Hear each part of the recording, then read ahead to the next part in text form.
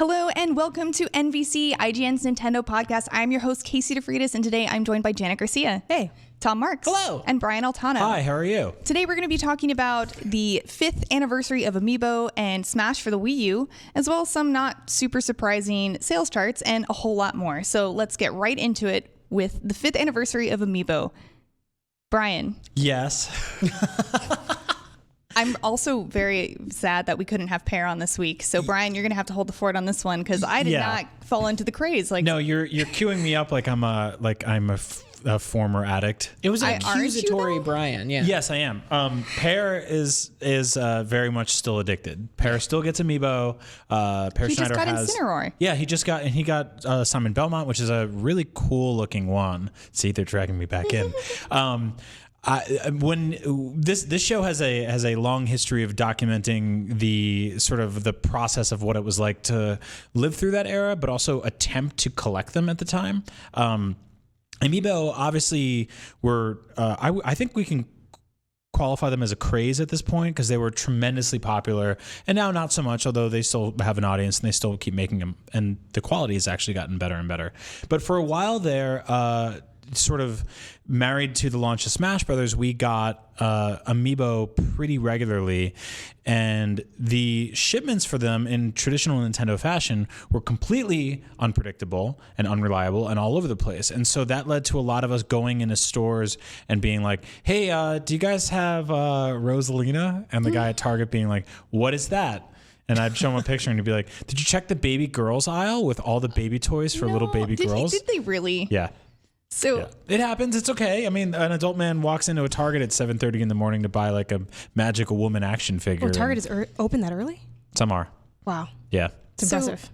So Logan Plant, our NVC production assistant, actually went in and took some highlights from NVC episodes between November and December of 2014 with some wonderful snippets of your conversation with Jose Otero and Pear Schneider about what you were doing at that time. This is so embarrassing. Please, let's put on your headphones. Okay. And let's let's travel back in time to 2014 when everyone was very, very obsessed with Amiibo. I understand what people are going through because I had a moment the other day where I snapped, and I was telling this to Jose, where I started this. I'm like scratching my ear like a crackhead right now. I started a spreadsheet for these damn things. You didn't tell me that part. To keep track of all of them, and I was like, here's the ones I have already. Here's the ones I have pre-ordered and what went where, right? And then they started going, okay, now there's some of them are retail exclusive. If you want Shulk, you got to go to GameStop. And if you want Meta Knight, you got to go to Best Buy. And if you want Lucario, you got to go to Toys R Us. And they said Rosalina is only available at Target. Now, they announced that, but you can't find it yet. But if you go to Target.com and you type in Rosalina, you get like a Spanish album. And it's the only thing under that name. And 2 or 3 times a day, I've gone in and typed Rosalina on Target.com, and I've seen this thing pop up, and it's a Spanish album. The other day, I go, why am I doing this? I'm 33 years old. I just got married. I don't need this character. My wife's going to walk in and be like, who's that? Some girl from Frozen? She doesn't understand who that is. I don't even know why I need this woman, this statuette of a woman holding a star. It makes no sense. But tomorrow, and today 3 more times, and the next day, I'm going to go in Rosalina. Oh, it's the album again. And I don't know what to do. And it's because I got bit by this collector's bug. Collecting is not easy. This is something you opt in. You can opt out at any moment.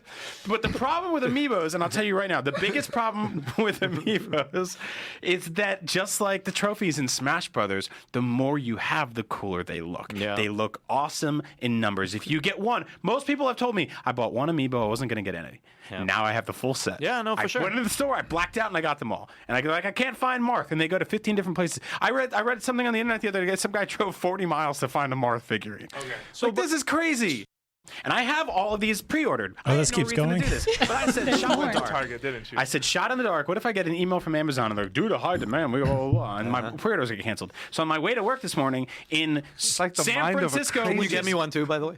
I'll let you know. Okay. In San Francisco, I'll look for you too. It was, up in Marin. It was pouring rain this morning. Yeah. I got off the hold on. I got off the train 4 stops early this morning. I walked into GameStop. I walked over the corner, soaking wet, hat on, hood on, wet, just gross. And I look in the corner, and there's Star Fox, and there's Kirby, and there's Link. And I go, none of the new ones are there. And I walk out. And I walked into Target, and I shuffled through everything. This is what I'm doing. And I walked in, and none of them were there. And then I get to work, and 20 minutes later, Jose goes, "You want to go to Target? I heard they have them all there." And I was like, I was just there. I just got off the phone with the lady. And See? she told me that. What's wrong with this? Is a problem. You guys are sick. But only Nintendo knows how to do this to people. I blame you two because I was fine. I wasn't gonna buy all these. a good band. We had this podcast, and you guys were like in this pact, and I got to witness. And then I edited the freaking show at home and said, you know what? I want to do it too.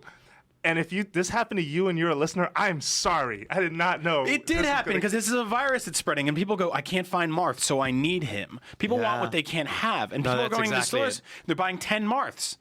And they're coming out and they're like, I got 10 Marths now. I just blacked out in there. I don't know what happened to me. A friend of mine bought 4 Little Macs yesterday. See, I want to punch your friend. Because I don't have one yet. But it's like, it was, and by the way, guys, it's exactly like that with Skylanders, where like there's some figure, it's called Fartor, and it smells bad, and you really don't want it. And it's super lame in the game. No, I'm making that up. But like, if you can't get him, you want him, right? Like, yeah. And so can we make a pact here, though, that if one of us finds Rosalina, we'll buy it for the other two? I'm totally down for that. Wait, so I have to pre-order it for both of you? No, not pre-order. If you walk into a Target, you can always cancel a pre-order. What is happening to this podcast? Oh my god! So what are the other exclusive figurines?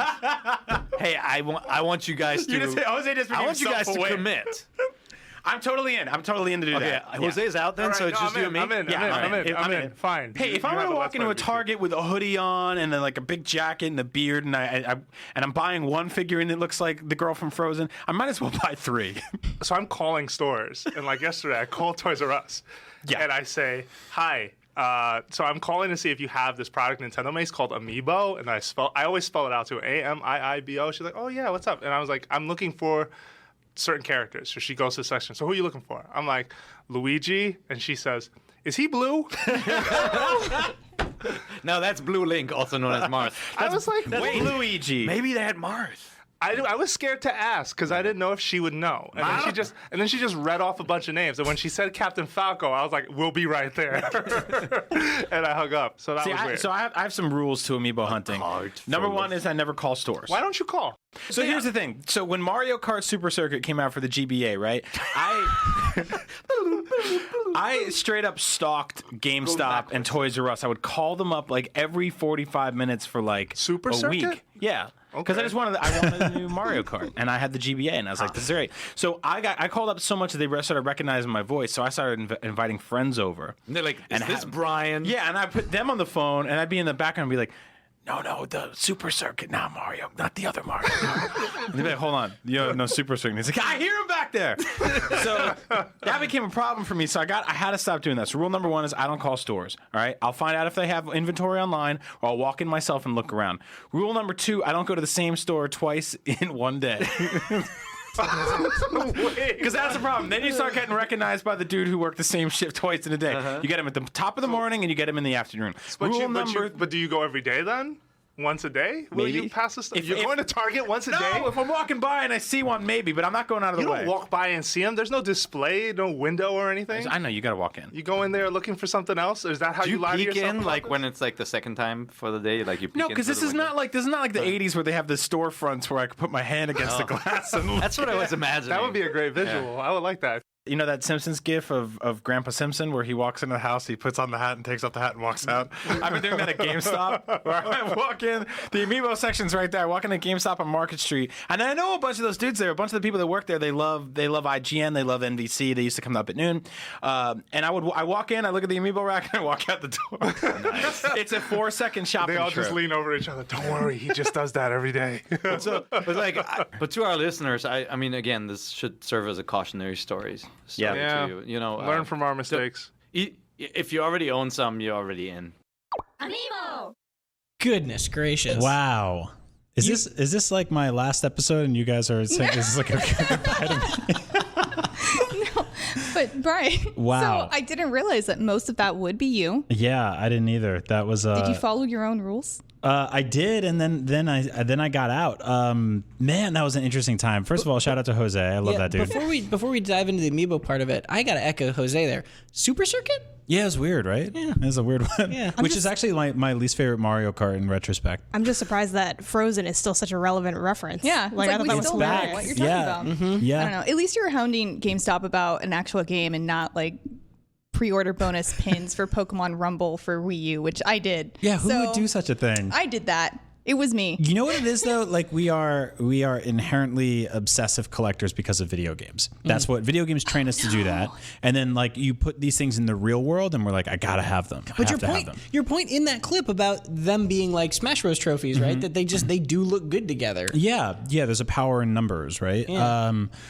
God, it was a weird time. But amiibos have completely changed from that, right? Like this is the wild thing about how from then to now with what amiibos have become and kind of the roller coaster that they've been on is it was this obsessive thing, partially because Nintendo was, as you guys explicitly laid out in that clip, it was a terrible system of like short supply and confusing retailer support and imprecise dates of who was going to get what and how much, and it was this nightmarescape of that stuff, and it fueled that mania. But then it sort of like dropped off, where there was a period where like everyone was like, okay, amiibos are dead, amiibos are gone. No, there was a very specific savior that came in, and that is the Animal Crossing franchise. Well, right.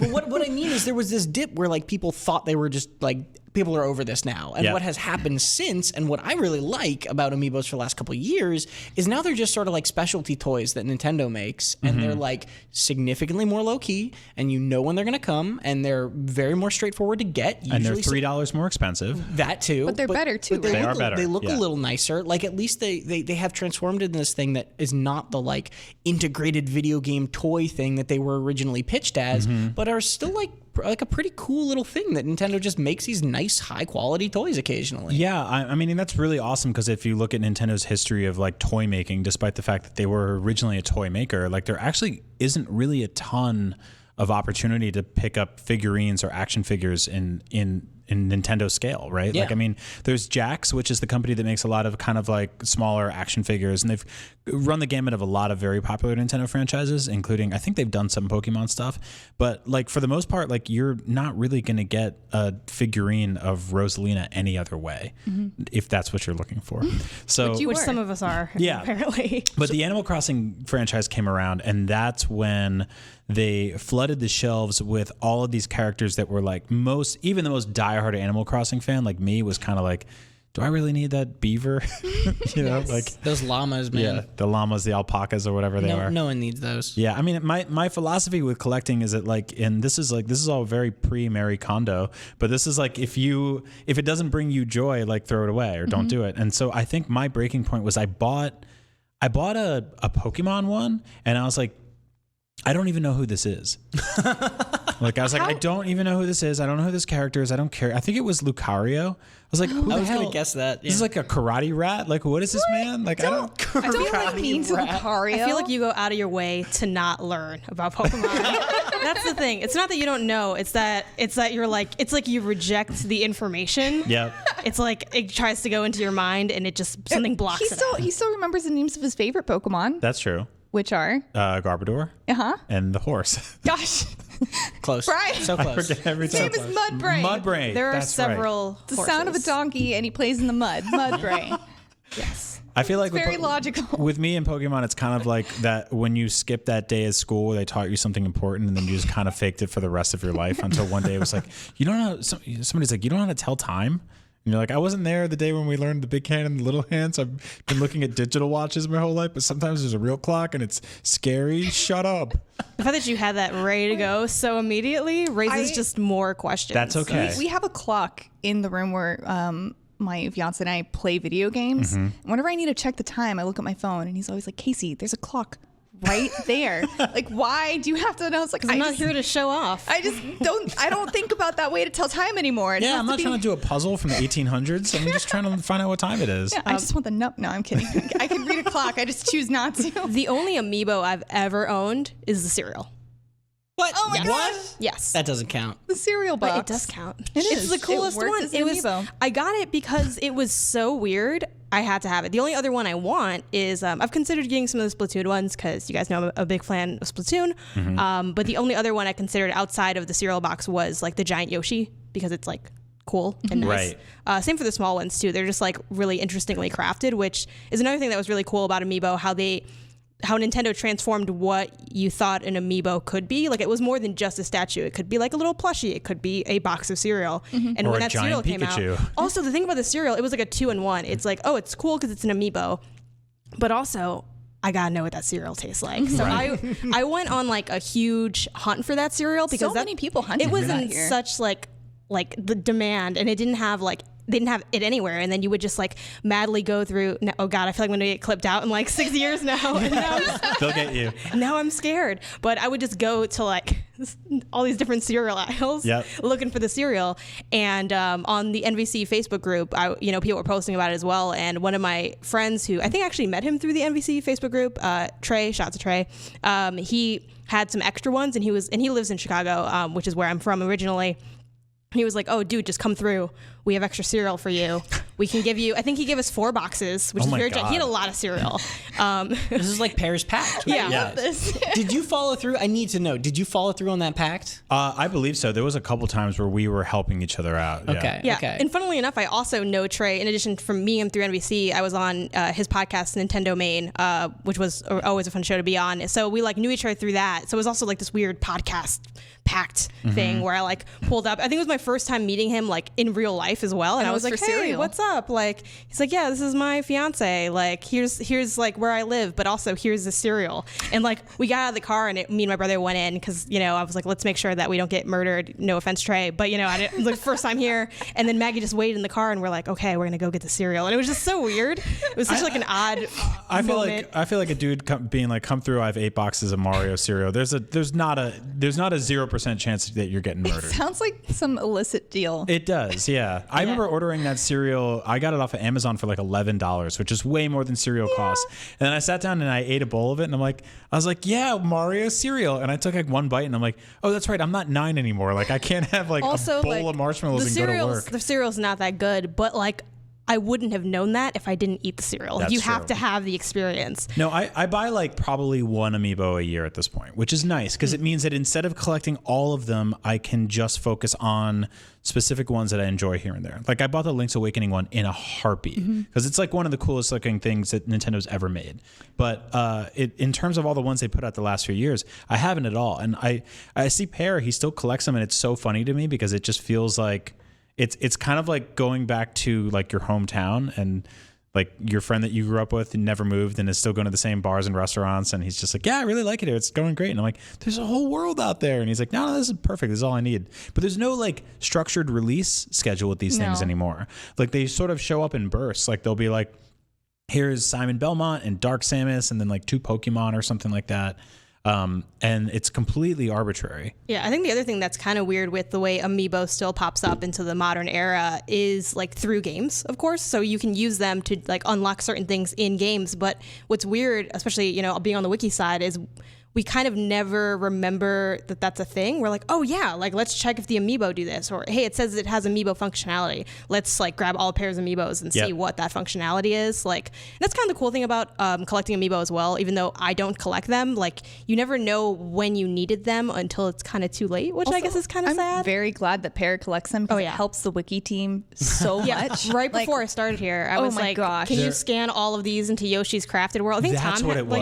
I walked over there one day with my Switch, which is luckily a portable system, and I stood there and I just scanned everything. And I remember like scanning stuff into Breath of the Wild also to get like weird dubious food or whatever. He even had the Monster Hunter Stories Amiibo at launch, so I was able to use them for the Monster Hunter Stories wiki and make a video about it, and like a lot of people couldn't do that because he imported them. What's interesting about Amiibo is the way people collected them. Obviously, some people got just their favorite characters, which is, I think, the healthy thing to do. Which is more like, that's kind of what I did. Some people got all of them, which is what Pear did, and some people got all of them and then never opened them, which is just like 100-something Amiibo, all still in the box. They take up 5 times more space doing that, and also you can't use them. It's an investment, Brian. Yeah. In 10 years, they're going to sell them for $15 instead of $11. Yeah, well, so that's I don't know. Some of them might actually sell for a lot of money. So weirdly enough, Box Boy, which I believe was Japanese exclusive, is the most. It's like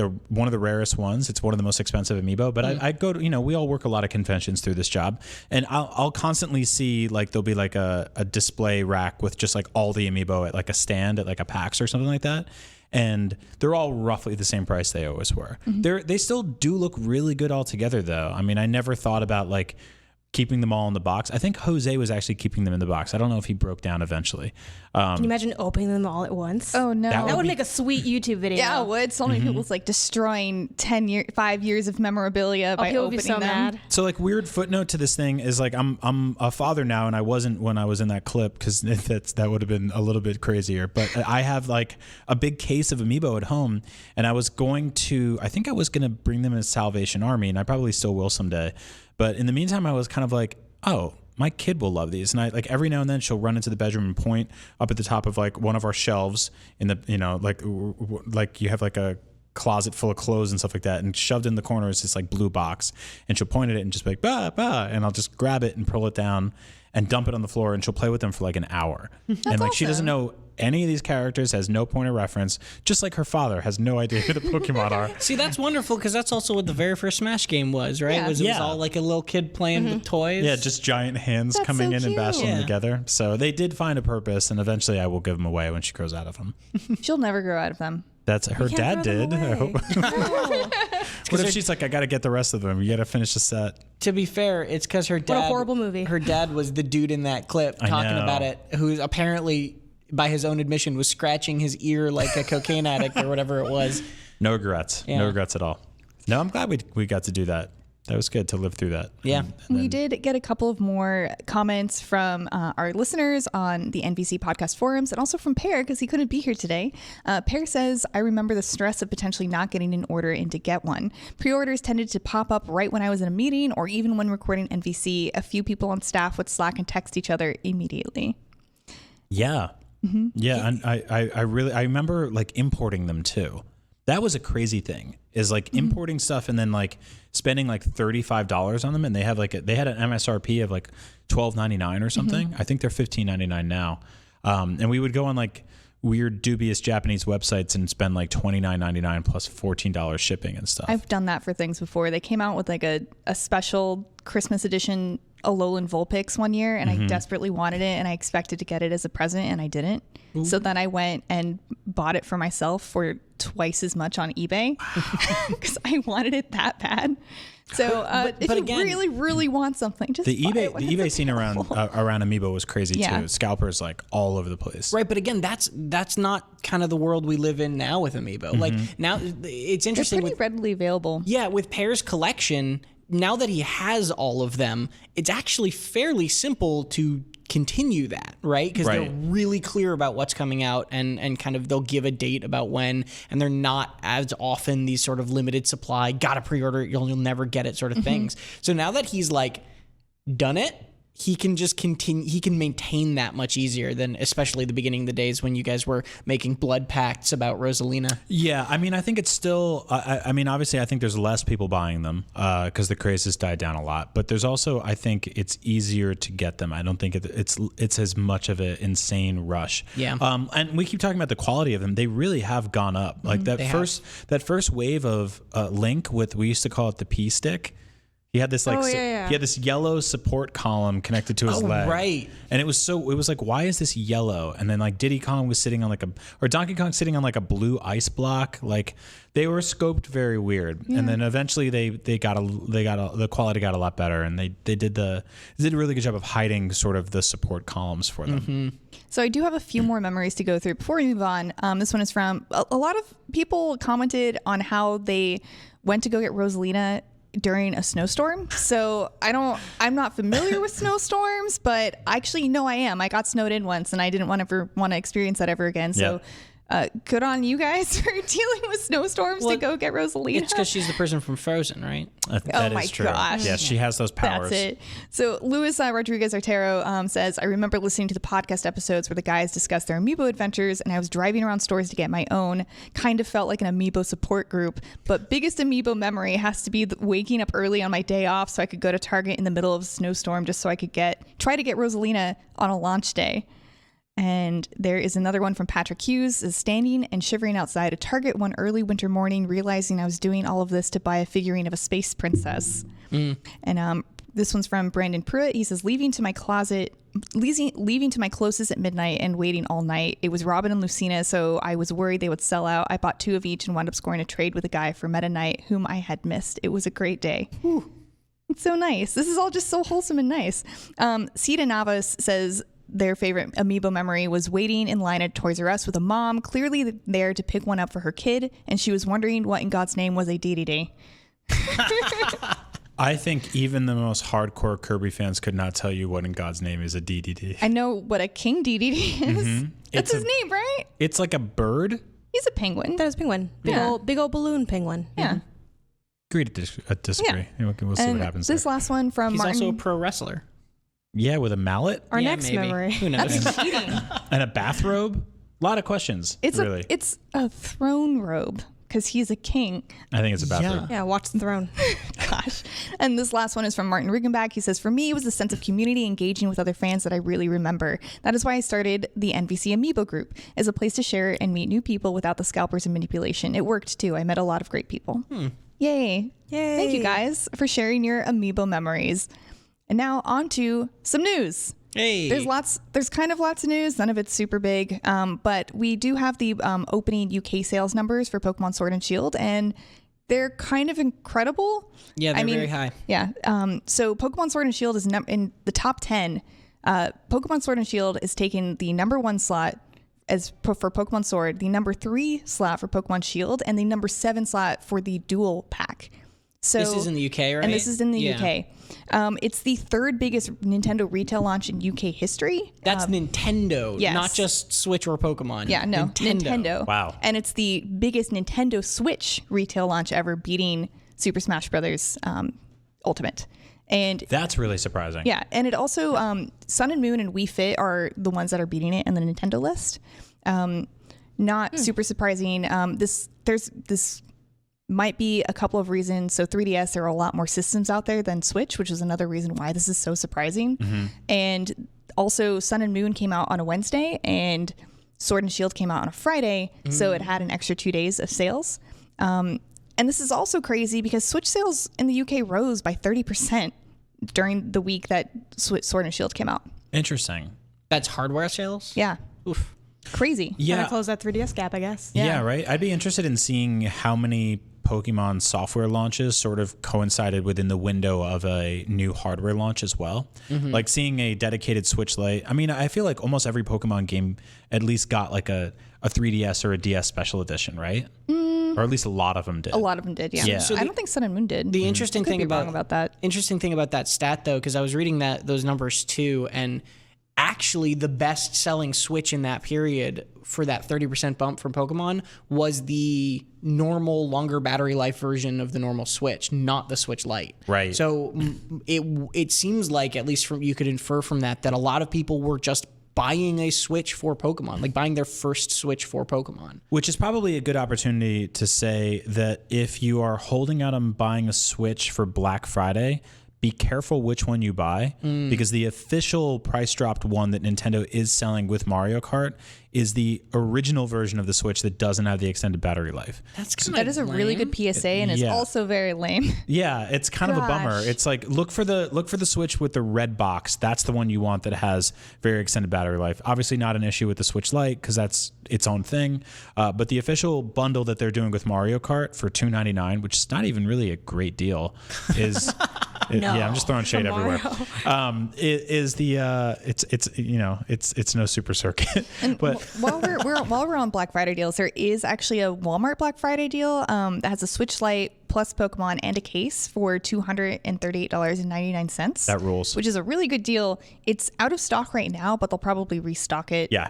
So just like keep an eye on that if you are in the market for a Switch Lite and Pokemon. Yeah, it's always good to remember that Black Friday starts on November 1st now. So basically you're going to already start seeing these deals come out, and they're just going to get more and more frequent as we go into the end of next week. Yeah, and then adding to what Brian pointed out, if you're buying a used or refurbished Switch, you can check if it is the original Switch model or the new one by looking at the serial number, and you can just look up. We have a wiki page on like the Switch Lite versus the Switch regular versus the new Switch regular that says the serial number on it. That's awesome. I had no idea that was a thing. Makes perfect sense. On the Pokemon numbers, it's really interesting now that we've seen both of sort of what I think of as like two of the big flagship Nintendo mobile franchises coming to Switch.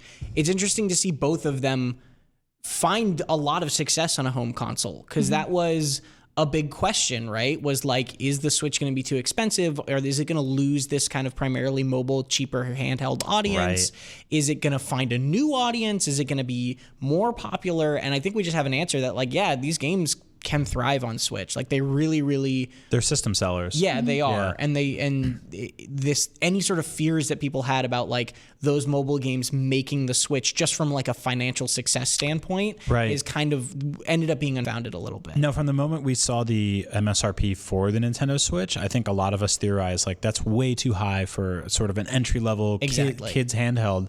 But I think like with deals, with sales, with the Switch Lite, there's multiple ways to interface with that and just kind of bite the bullet and spend the $200-$300 and play Pokemon. Mm-hmm. I mean, I've personally bought systems just for Pokemon as well. Like the Game Boy Color I asked for because all of my friends were playing Pokemon, and I asked for a 64 because of Pokemon Snap. And I can't, after that, I probably just bought Nintendo systems. Actually, yeah, I've just bought Nintendo systems when they came out, the day they came out, ever since then, which is a lot. But yeah, like thanks Pokemon for having me buy my systems and play Ocarina of Time. But I don't know. It's not surprising that it sold that well. No, and I wonder if it skews the UK numbers at all because it's set in the UK and maybe that made people more interested in it. Oh, regional bias. Yeah, regional Pokemon bias. I don't think that's actually a thing. I think that's totally unfounded upon. But it would be really interesting to actually look at that though, like in a actual scientific way of like looking at sales by region. I don't know how much of that data is publicly available to that sort of granularity, but like it would be really funny to see. Now, we won't have North American launch numbers for NPD until the first week of December. Yeah. And that's going to be interesting too, because that's going up against a bunch of really big holiday games. Star Wars, Death Stranding had its debut. In the UK, this one, Pokemon Sword and Shield, went up against Star Wars as well, and Star Wars Jedi Fallen Order was number 2 on the sales list. Yeah, that's crazy, and that's a multi-platform game. It both beat and lost to Star Wars. Yeah. Because Shield was 3 and Sword was 1. Yeah, what happened? So I guess Sword's the more popular, right? That was never going to be a question, though. Yeah, but not in the IGN office, because you know what we did when we needed to find a copy of Sword? We didn't. We did, but only one person out of everyone in the IGN office has Pokemon Sword. Is it Jonathan Dornbush? No, it's a Bo. Oh. Yeah, but everyone else has Shield. Oh, interesting. Because we like unicorns, I guess. Magic Horse. Magic Horse beat it out. So moving on, and kind of I don't know how I feel about this, but Animal Crossing Pocket Camp gets a subscription service. We don't really know a whole lot about it, even though if you're listening to this on Thursday on November 21st, it's already out. It was just kind of announced as allegedly coming on Pocket Camp Club, and it lets you appoint an animal as a camp caretaker, and the other gets you fortune cookies and access to warehouses to store furniture and clothing. There's probably more details about that out right now, but as of the time of us recording the show, we don't know yet. But that's a thing that is out now, and I don't know how I feel about that because Mario Kart Deluxe, not Mario Kart Deluxe, but Mario Kart on the phone Tour had Mario Kart Tour, thank you, had a subscription service that didn't do a lot for me. I wasn't interested. Yeah, I did the free trial for it. If they're doing a free trial for this, I'd be interested in looking at it. I actually played a ton of Pocket Camp in the first few months. I think it was the sort of like sour taste that the previous Animal Crossing Happy Home Designer and then the weird board game one, Amiibo Festival. Yeah. AKA the killer of Amiibo. I liked Happy Home Designer. It was okay. I mean, that's they basically. But it's not like an animal. It's not like a full Animal Crossing game by any means. Yeah, and I feel like the Pocket Camp was sort of a step in the right direction, but they quietly sort of kept populating that game with more and more kind of nefarious, icky mobile stuff, and that really pushed me away. There was a lot of like sort of like randomized, like almost like loot crate stuff. I just found it to be kind of boring because the whole thing was just you were just clicking. The whole goal was just to talk to people. Yeah, and to gather things. So you would just go to an area and talk to people and go to an area and talk to people to make sure that you were spending your resources appropriately. I think it removed a lot of the really interesting sort of connecting tissue that makes Animal Crossing fun. Animal Crossing is not just giving somebody a fruit because they asked for it. It's also like walking across town and on your journey there being like, oh, a bug I don't have, or like, oh, it's raining, or there's a present, or, you know, or like going to the train station, going to your friends' towns. Like all that stuff was removed for essentially 4 microcosmic environments that you could tap between. And then a couple of villagers that would be like, hey, I need a shoe. And you'd be like, oh, here's a shoe. I'd be like, thanks, here's this. Did they release more info while in the middle of the show? No, yeah, there is some more info. So there's 2 plans. Okay. One that it's called the Happy Helper plan, which will be $3 a month, $2.99 USD a month. That essentially gives you you can assign a villager to be your town caretaker, and they'll basically fulfill requests and give you rewards for while you're away. So it'll like help play the game, kind of like cookie clicker almost when you're gone. And that's $3 a month. And then there's another plan, and these come with other benefits as well. Like that has leaf tickets that come with it. And the other one is $8 a month, and that one is called the Cookie and Depot plan, which it's a lot more money, obviously, but it gives you 5 fortune cookies a month of your choice from a special new members only cookie shop. Goodness gracious. And then it also gives you the warehouse that can store up to 5,000 additional items. And we'll give you, again, leaf tickets, fortune cookies, other things. And this is kind of an interesting thing to me, people who subscribe to either of them will get, it says, I'm reading a news article from animalcrossingworld.com, so thank you guys for that. But it says all members will get severely reduced crafting times. Nintendo's example is a 24-hour amenity crafting time becomes only 30 minutes. Oh my gosh. So 24 hours down to 30 minutes. Yeah. So essentially these are a lower price plan and a higher price plan for like just getting you free stuff, making your game easier, or doing stuff while you're gone, speeding things up. It's pretty much what you might expect. Yeah. I don't like that. $8 is a lot of money. One thing I will say that I actually really enjoyed about Animal Crossing Pocket Camp, and I haven't played a whole lot of Animal Crossing stuff admittedly because I was like, let's do New Leaf, and then I'm like, I'll just wait for the next one. But then it's like, when's the next one? I'm like, I could have played New Leaf in this time. Yeah. Let me know if that's ever happened to y'all, because that was kind of a waste of a lot of time. But I played Pocket Camp a lot. And the thing I really loved about Pocket Camp was just like doing the customization stuff. Like obviously the gameplay was a lot more trivial than it is in a mainline game, but I really enjoyed just like trying to make my little RV look cool and like arranging where everyone would sit and like picking out the little stuff and going for different themes. And that's the part that I was really into. I played it for like maybe like a month or two. Like I was pretty into it. I taught at the time. Some of my students were also playing the game, so I would talk to them about that sometimes. And yeah, it was just kind of like a fun little taste of something. It was like something to do. One problem with the game though, which is a lot of these mobile games, a lot of games that are made by companies that maybe don't make a lot of mobile games, I guess, because I don't want to say that like, oh, all mobile games have this problem, because I've played plenty of mobile games that are wonderful. Most of those games are not Nintendo mobile games. A lot of these are like very like time-based and like very limited, and it's kind of almost like you have to be playing to get a lot out of these games. You have to be playing them all the time and like babysitting them all the time and checking in all the time, and I do not have the time to do that or the desire to do it. That is the one nice thing about, at least you can kind of buy your way out of it. But for that price point, like $8 a month, you can get way better stuff for $8 a month. Like I would not pay $8 a month. I wouldn't even pay $3 a month. Yeah, I mean, I think this is specifically for the hardcore people who are still playing it. Yeah. In the same way that like Amiibo price went up, and a lot of people didn't bat an eye, because those people were still embedded in that community and they still want every part of it. Here's a question. Do we think it's bad that they have this as an option?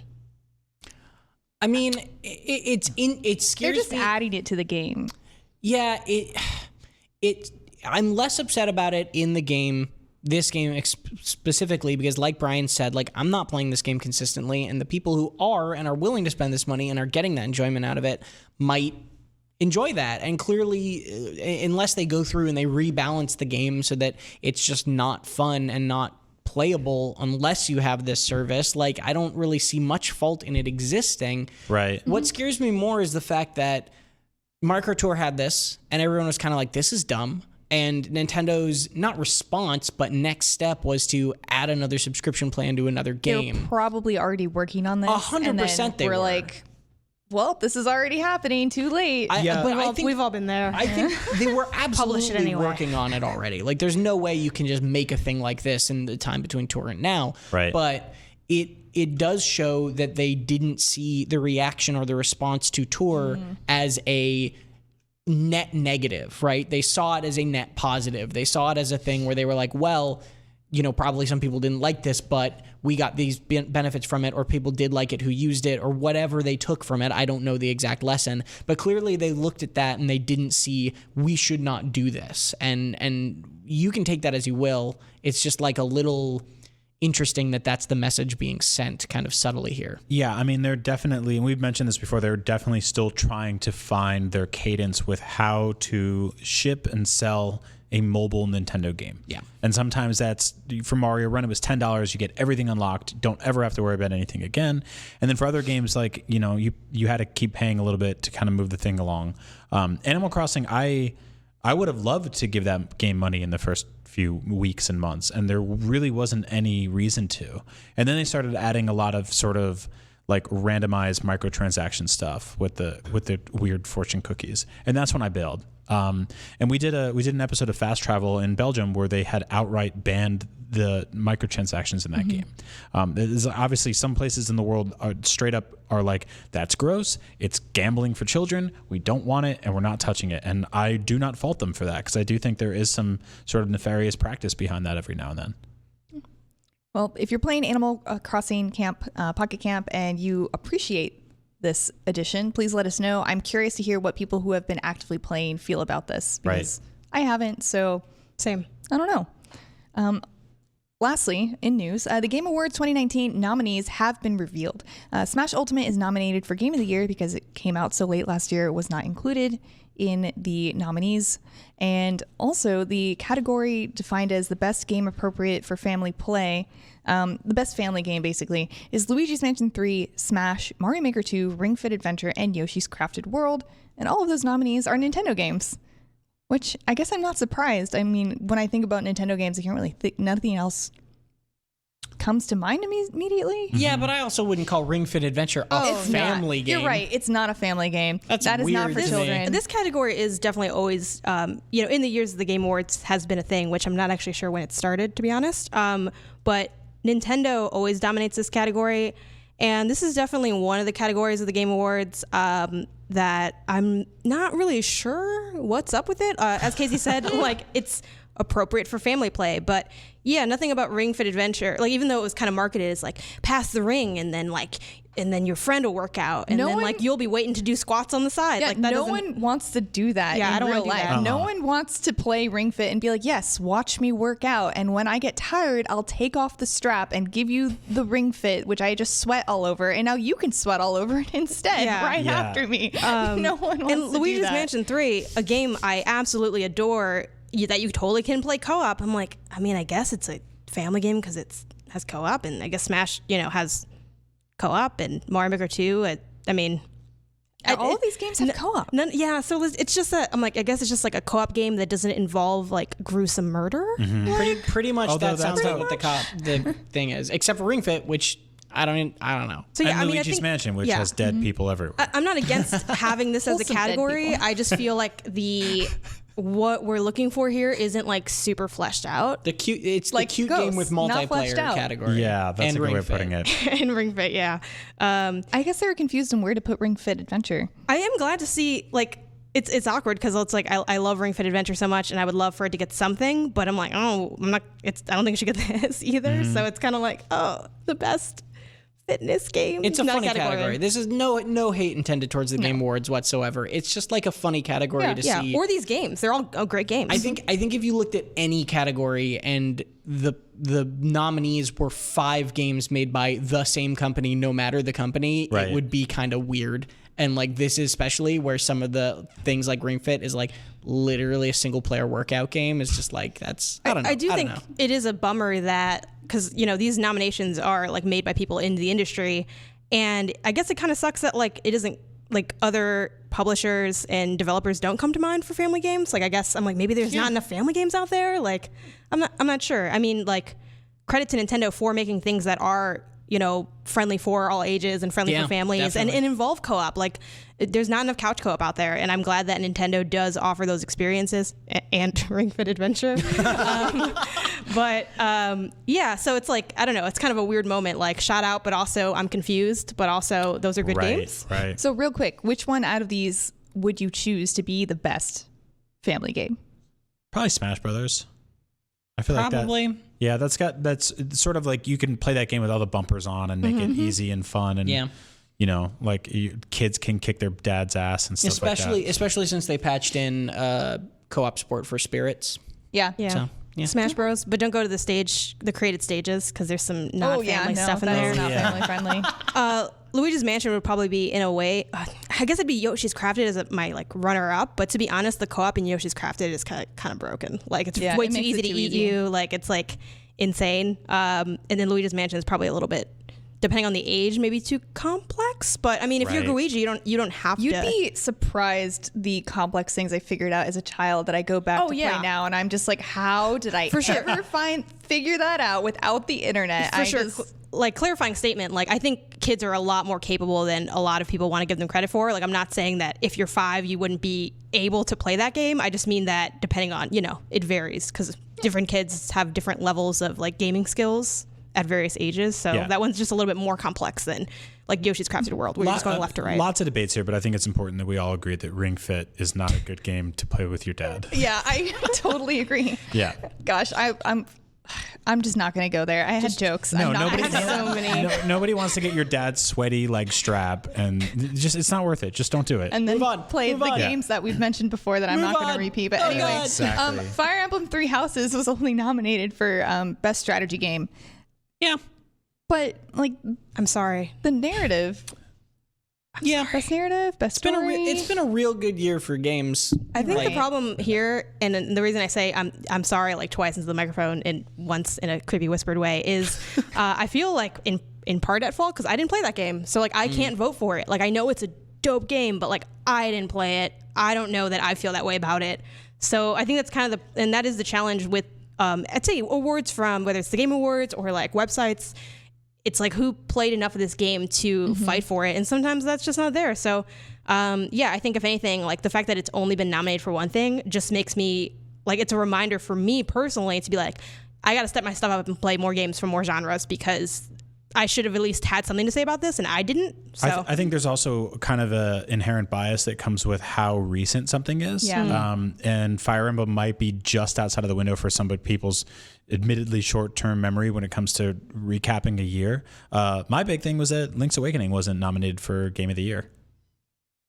Why is nobody agreeing with me on this? I was not expecting 4 seconds of awkward silence there. I'm just going to continue to stay very quiet. How dare you all? You and Zach still haven't had your furious. No, he had it debate without about me it. like a coward. Yeah, So Zach. we'll meet again, Zach. if I finish the game, I can also fight you alongside Zach. You should finish the game. I feel it's like a Game of the Year nominee. Because I according to me. played that game to write the walkthrough, it's very hard for me to look at it critically at all. Oh. So I'm with you on that. Nice save, Casey. no, it's just how it is sometimes. Like, sometimes when I play a game for features and how-tos, I can play most of the game normally, but when I do a walkthrough, it's impossible.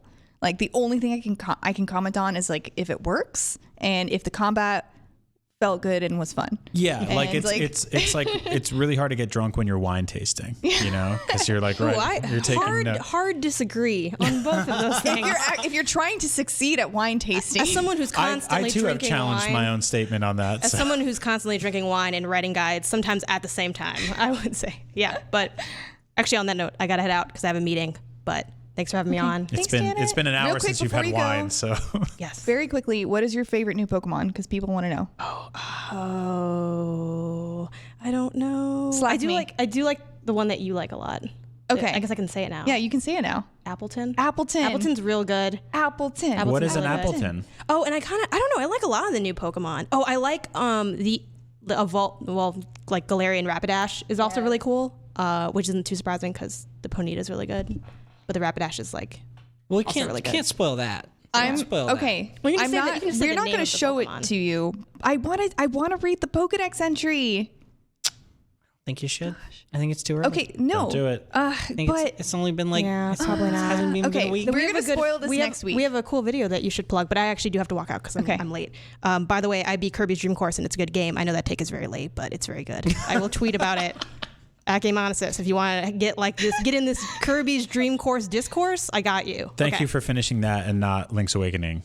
I know your time is limited, so or definitely Fire Emblem. play the fancy golf game from 40 years ago. It has a rerun feature, so it was a lot easier to play. Plus, one of those two games holds It's up. not because Link's Awakening. How dare you? Hey, I'm not saying Link's Awakening was bad. I think it was good. I had fun, but also I was stopping every 30 seconds to write the incredibly complicated directions on how to destroy all the pillars in Eagle's Tower. Like, which sucks. I have a list of friends, and I have a big fat Sharpie, and I know some names to cross out after this episode. Brian. It's not true. I wouldn't do that to you guys. I love you guys. You guys are great. I'm staying just quiet enough to stay on the list. I got beef with you, Tom. You and me have talked about. We don't have to get into it. You and me have talked about my problems with Link's Awakening. Okay, you and me have talked about my problems with you. We'll Tom. go back. So during the episode where we do a Nintendo retrospective, we can debate. Let's have let's do our live Nintendo ranking as an episode. Let us know if that sounds like a good idea. For the year? For the year. Ooh, that's a really good idea. Yeah. I don't know. I think it's a good idea, but it's my idea, so maybe I'm biased. I guess we'll have to. What's your favorite Nintendo game this year? We'll talk about that. Yes, we'll find out soon. We'll find out soon. Spoiler alert. So out this week. So I haven't been able to play any of these games, obviously, because I've been working on the Pokemon Wiki, but we have Garfield Kart Furious Racing. You didn't have time to play Garfield Kart Furious Racing? I didn't. It's a funny week. I'm not going to lie in terms of releases when I was putting this together. Yeah. And we also have Children of Morta, which, Brian, you've been able to play a little bit? Yeah, I played a little bit of it. It's really good. It's a sort of top-down hack and slash RPG that feels like a little bit Mana-like, but definitely doing its own thing, and it's a little bit darker. I found like the traversing the environments to be like a little bit cumbersome because the art kind of melts together a little bit. It's really gorgeous pixel art, but it sometimes gets a little too dense for its own good. But it's definitely interesting. I'm going to keep playing it. I'm pretty early on, but I like it a lot. Children of Morta is a bit, because it came out on PC earlier this year. It's a bit of a sleeper 2019 hit. It's a game that a lot of people like, especially on Steam, and just kind of doesn't get talked about very much because it's been a busy year. And I mean, like, this was a game that people have been looking forward to, I think, for like a year or two now, right? At least. And it's one that if you're looking for something sort of like off the beaten path that you might have a good time with, like, you should probably just take a look at it at least. Yeah, I think porting it to Switch the week of Pokemon was probably not the best plan. I feel like that totally controlled the entire conversation. Yeah. And it's one of those things where, like, when you look at your Switch and there's a big square icons and you're like, what do I play? And Pokemon just came out. That's probably the one that's dominating. Yeah. Yep. 100%. And then we also have Narcos Rise of the Cartels. Which I'm sort of interested in. Is that based off the Netflix series? It is, yeah. It's based off the Netflix series, and it's basically an XCOM clone based off of the Netflix series. It does not have great reviews on Steam. Oh, it's a bummer. It's not got terrible ones, but it's just like an interesting, notable one for sure this week. Yeah, I love that show, and I was looking for like some strategy shooting thing on my Switch, and I was interested in that one, but I'll pass. Is Netflix just making games for all of their exclusives? Yeah, and a lot of them are ending up on Switch. Yeah. Like The Witcher. Oh. I'm kidding. That's... No, there's a Stranger Things game. I feel like there's been a couple more. They should make a Santa Clarita Diet visual novel and bring that show back. Anyway, we also have Black Future 88 coming out on the 22nd. It's kind of like a platformy, bullet hell, roguelike, cyberpunk. Let's just throw some more buzzwords, keywords in there. But it's one that I've had my eye on for a little bit. I haven't had a chance to play it yet, but it looks real stylish and cool. I'm hoping it's as good as it looks. All right. So we know what games are coming out this week, but what are you playing? Everyone knows what I'm playing. What are you guys playing? Pokemon. I started Pokemon, and then I also went back to Ring Fit, which has been really interesting. I also have been keeping up with Ring Fit. Yeah. You know what I think it was? Halloween. I think that the idea of adults eating candy multiple times a day for like a 3-week window is bad. as much as it feels good. And I think a lot of us were like, oh no, time to exercise again. So I jumped back in there. It's also like the weather's been really unpredictable in San Francisco. And so I haven't really felt like going outside and running around. But yeah, I really like Ring Fit. I played it for a few days when it first came out, and like all things exercise, gave up. And I'm returning to it, and I enjoy it. It was weird because when I booted it up, it was like Per Schneider gave you like 140 coins, and I was like, what does that mean? Can he see me exercising? What's going on here? we were going to do our look back on a month of Ring Fit today, and it's obviously not happening. Yeah. But because I was not consistent enough with it, I think I played it 13 times in the last month. So over 4 weeks, I played 13 workout sessions. It's actually not bad. 13 workout sessions. It was like they were between 10 and 15 minutes of actual exercise, which is probably equates to maybe like 30 to 45 minutes of actual playing the game. As you can see, I look exactly the same because exercise is not as important as what you eat. And I ate a lot of trash because Halloween and Thanksgiving is a bad time to try and get fit. This is usually the time of the year where you can get a little lax and then just do I do a cleanse in January, and I'm back on my When I was reviewing Pokemon, I ate curry 3 times in a week. Like, that's on brand though, right? Isn't that a thing? Wait, what type of curry? I had Indian curry once and Japanese curry twice. Oh, that's curry twice then, because Indian curry and Japanese curry are very different things. It's curry. It has curry in the name. Like if one of those was Japanese curries was also like Thai yellow curry, I would say those are 3 different meals. That's not that bad. When I was in Brussels, I had French fries 3 times in one day. That's bad. That's curry 3 times in a week is whatever. French fries 3 times in a day is a problem. I had curry last night and for lunch. I really, really like curry. It's delicious. Yeah. And I usually don't eat out that much ever. I maybe eat out once a week, and eating out is very bad for you. But when I'm at home and have a lot of work to do and I don't feel like cooking, it's like, well, I either don't eat or I order takeout and hope they deliver it to me. It's okay. But it's okay.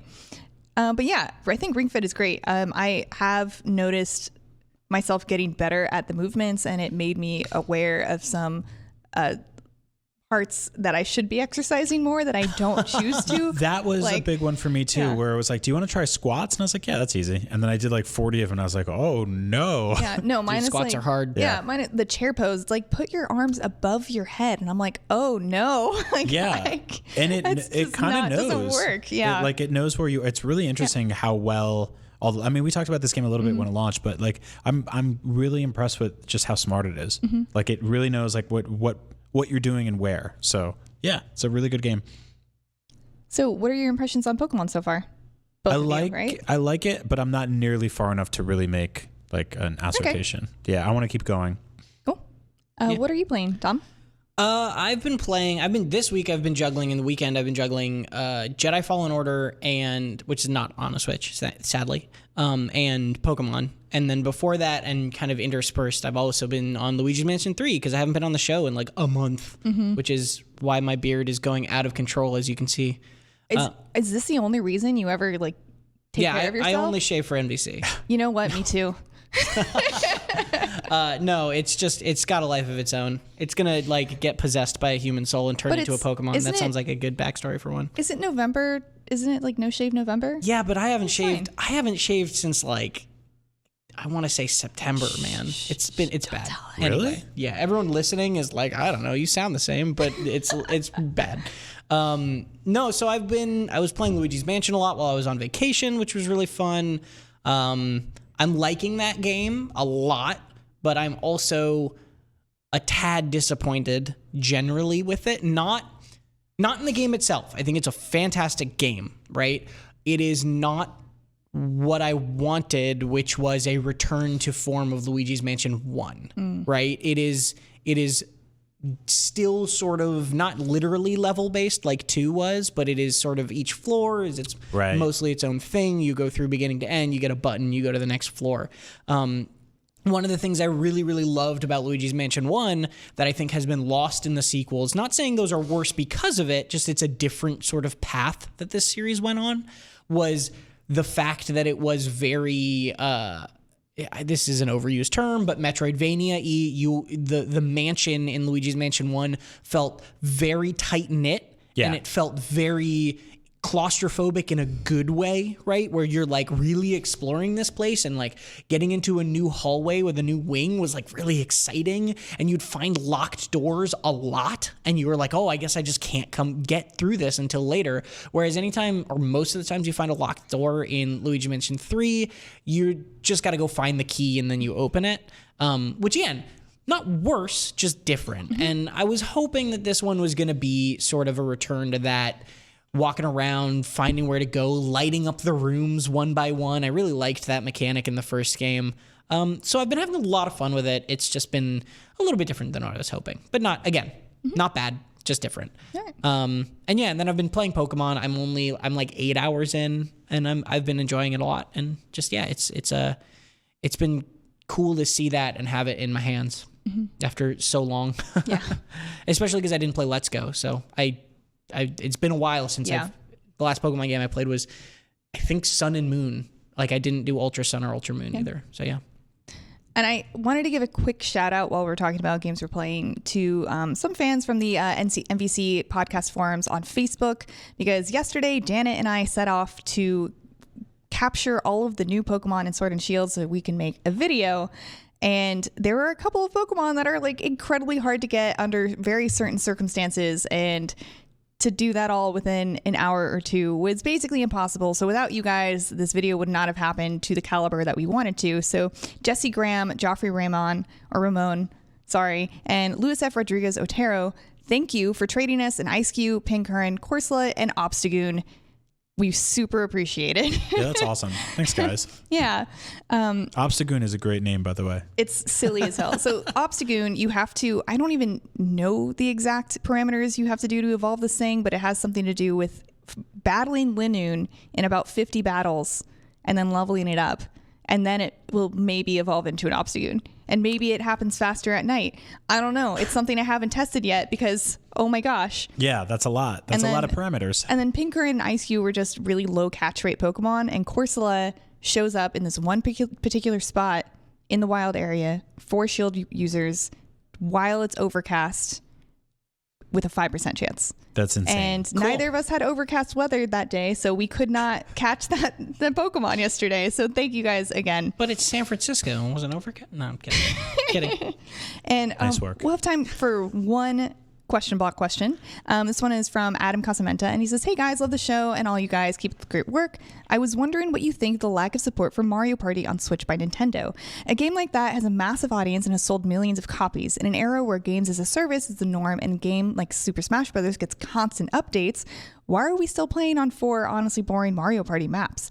I personally would pay a fee similar to that of the Fighters Pack, which I also have paid for, if it meant every 6 months or so we get a new Mario Party map. I mean, how hard could it be? Thanks for all the laughs and great times. Remember to get the thing. That's a really good question. I mean, yeah, what were we going to say? Well, if I may, I would say, Adam, I think you hit the nail on the head because I feel very similarly. Real quick, I do want to say, how hard could it be? Very hard. Never underestimate how difficult game development is. Never underestimate how long it takes, all that stuff. I 100% agree. I think that them not supporting Mario Party with stuff like a DLC pack or updates or anything like that is a massive, massive missed opportunity because, like you said, I think the core of Super Mario Party was really good and the maps were just kind of like and like didn't make you want to replay them again and again and again, especially when there were only 4 and we didn't get any new ones. So I totally agree with that. But yeah, it's probably a lot of work, and somebody internally did the math on whether that would kind of cold hard calculations of whether that would pay off. Yeah, it's interesting though, because I mean, like he says, and they did sell millions of copies of that game, so you would think they would be able to justify developing something for it. That's also the kind of thing that that gives the game a boost in sales. It makes us return to it. It pulls it back into the conversation. Bigger question for this year is Mario Maker. Mario Maker 2, very similar thing happened. Nintendo really hope it doesn't go the same way. Yeah, Nintendo kind of just I don't think they abandoned support because they haven't outright said we're done creating stuff for it. But that's a game that shipped with a bunch of blank spaces for where new content could go, and then it just didn't. And so I think that honestly, when we're all recapping the end of the year and being like, what worked, what didn't, what did we like, what didn't we like, Mario Maker I think is going to slip through a lot of cracks because people kind of dropped that game, and it wasn't really a big reason to go back to it. And it's really interesting and weird when you look at Nintendo's track record and you think like, okay, well, they supported Smash Bros. Really well with DLC. They've supported Splatoon really well with live events. Zelda had stuff. Zelda had some small DLC packs, or not small, but like a couple of those DLC packs. Even like Mario Tennis Aces had like a few DLC characters here and there. Like they actually did update that game. And Mario Party didn't get anything. Mario Party and Mario Maker haven't gotten anything. And neither did Sunshine. Or, I mean, Odyssey. Sunshine. Sunshine Yeah, also. like, No. But technically, that's true. Patch my GameCube disc. I feel like at this point, we're not going to see anything from Mario Party. I think so too. And it's I'm sad. super disappointed about that because I love Mario Party, and playing those maps and thinking about what they used to be like in Mario Party 2, like those maps were almost infinitely replayable. And these are just feel a lot more small and contained. And even though the gimmicks make them more diverse in that way, the thematics isn't really there to make it as interesting, and I really wanted to see more. It's just real disappointing because it really was a game primed for that. Like both what like Adam and you guys have said, it was a game that very, very easily could have found a lot of new life and a lot of success and a lot of like added value through even paid DLC, and it just didn't, and we just kind of got silence, and that's a super big bummer. Weirdly, the last time we all collectively talked about Mario Party was when the Switch Lite launched, and we talked about how you couldn't really play Mario Party on the Switch Lite. Yeah. Well, well. Hopefully something's coming soon. Womp womp. Or thwomp thwomp. Thwomp thwomp. So that is about all we have for you guys this week for NVC, IGN's Nintendo Podcast, Nintendo Voice Chat. Remember, you can always watch us on YouTube or IGN.com, or listen to us on any of your favorite podcasting platforms like Apple Podcasts or Spotify at 3 p.m. every Thursday. I was your host, Casey DeFreitas, here with Brian Altano and Tom Marks and Janet Garcia, who had to leave us a little bit early. But thank you so much for watching. And remember, this is the only place you can get the thing.